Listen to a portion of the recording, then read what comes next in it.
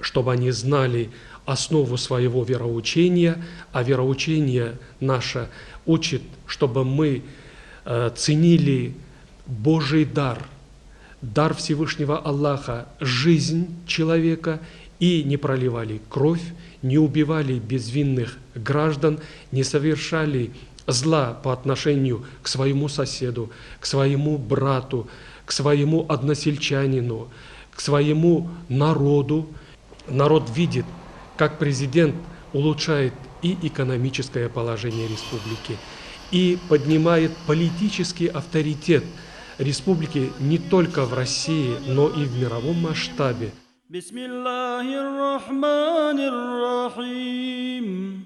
وسيق الذين كفروا إلى جهنم زمرا حتى إذا جاءوها فتحت أبواب. Президент республики уделяет очень большое внимание поддержанию мира со своими соседями. А это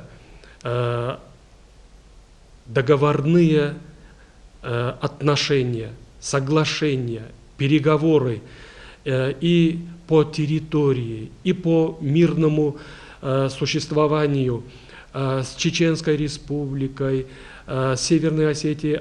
Решены вопросы беженцев из Чеченской республики. А ведь этих семей тоже надо было обеспечивать всем.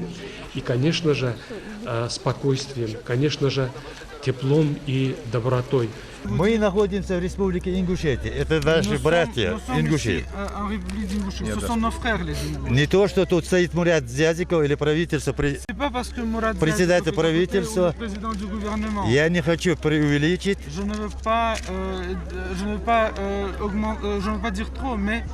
А конкретно хочу сказать вам, что тут есть. Мы, беженцы из Чечни, очень благодарны Мурату Зязикову, правительству Республики Ингушетия, за то, что эти люди очень помогают нам. В конце концов, мы в Ингушетии в палатке не закрываем дверь, как в Чечне. Можно было бы отрезать, и никаких переговоров, никаких вопросов по решению этих проблем пригородного района. А человек должен находить силы, чтобы продолжить переговоры во имя своего народа, во имя спокойствия и мира на Северном Кавказе. Для этого необходим диалог, необходимы переговоры, а это делать умеет президент Зязиков. И вот сегодня мы видим, как сегодня духовно возрождается, экономически возрождается, политически возрождается ваша молодая республика.